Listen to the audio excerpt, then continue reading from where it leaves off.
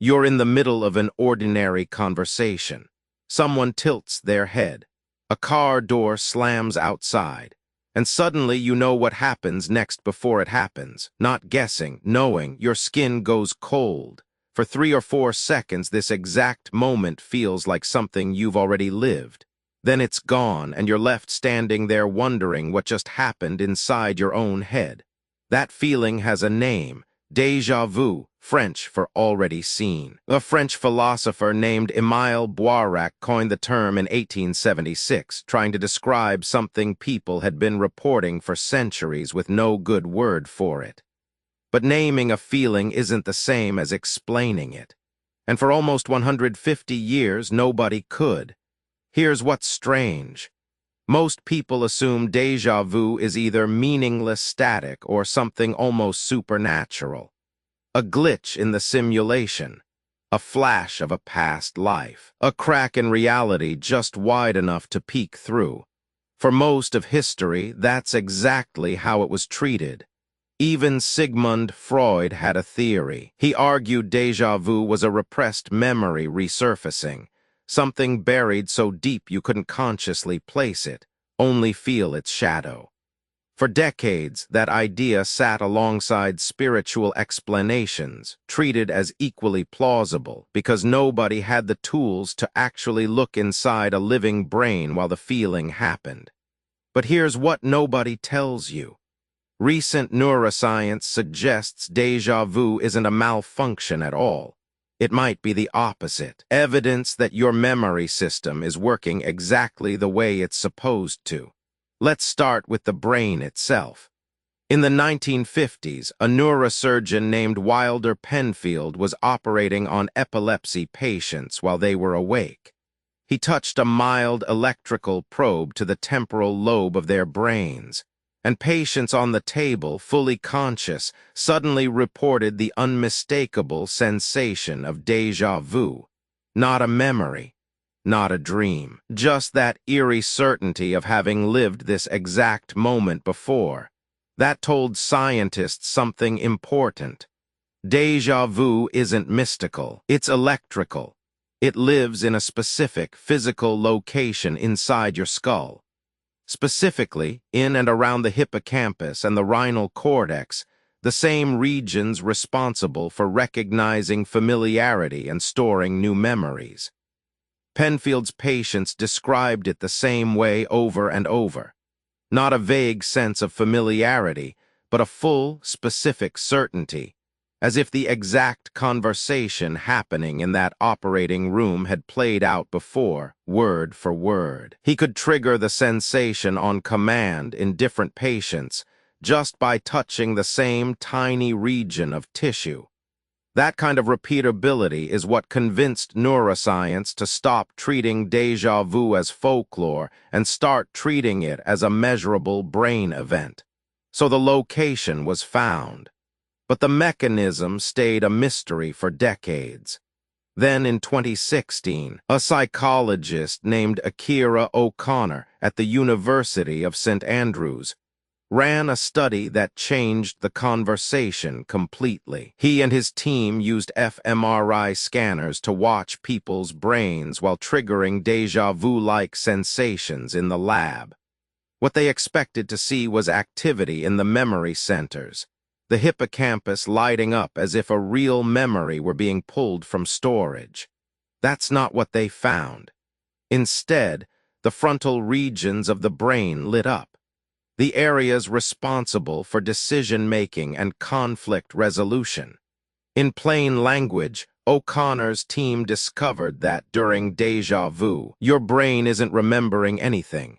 It's checking. Think of it like a fact-checking department inside your skull.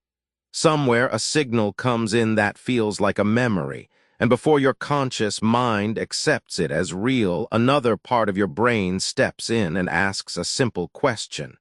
Wait, did this actually happen? The eerie feeling of déjà vu isn't the false memory itself. It's the sensation of your brain catching the error in real time. That reframes everything. Déjà vu isn't your memory glitching. It's your memory's quality control system doing exactly its job. and you're feeling the process happen live. But why would your brain generate a false memory signal in the first place? This is where it gets stranger. In 2012, a cognitive psychologist named Ann Cleary at Colorado State University started testing something called the Gestalt familiarity hypothesis. Her theory: déjà vu happens when you encounter a new scene that shares the same spatial layout as somewhere you've genuinely been before, even if you never consciously notice the resemblance. To test it, Cleary built virtual reality environments. She had participants walk through digital scenes, some of which secretly mirrored the layout of scenes shown earlier, just with different objects, different colors, entirely different content. Same bones, different skin. Participants who walked through a layout-matched scene were significantly more likely to report déjà vu, even though they couldn't say why it felt familiar. In other words, your brain doesn't need to recognize a place. It just needs to recognize its shape. A doorway on the left, a window across the room, a hallway at a certain angle. Your spatial memory recognizes the structure faster than your conscious mind can identify the source. That mismatch, feeling familiar but being unable to say why, is what your brain flags. And that flag is déjà vu. There's a mirror image phenomenon that makes this even clearer. It's called jamais vu, French for never seen. That's when something completely familiar, your own street, a close friend's face, a word you've used 1,000 times, suddenly feels foreign, like you're encountering it for the first time. If déjà vu is your brain mistakenly flagging something new as familiar, jamais vu is the opposite error, mistakenly flagging something familiar as new. Both point to the same conclusion. Familiarity isn't a fact your brain simply knows. It's a judgment your brain actively makes, moment to moment, and like any judgment, it can misfire in either direction. So who gets this feeling the most? Research compiled by psychologist Alan Brown, who spent years synthesizing decades of déjà vu studies, points to a clear pattern. Déjà vu happens most often in people between the ages of 15 and 25, and it steadily declines with age. It happens more in people who travel frequently, who remember their dreams, and who are under mild stress or fatigue. Your brain, it turns out, is more likely to misfire its familiarity check when it's overloaded with new environments and running slightly low on sleep. And there's a darker edge to this story, too. For a small number of people, déjà vu isn't occasional. It's constant, intense, and paired with a strange floating sensation just before a seizure.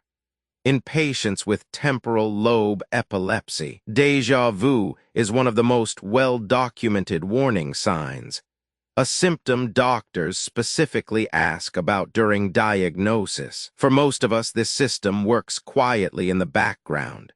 For a small number of people, it fires uncontrollably, a clue that helps neurologists find exactly where in the brain a seizure is starting. So here's where the story turns. It's tempting to look at all this and think, great, mystery solved, déjà vu is just a wiring error. Case closed. But that undersells what's actually happening.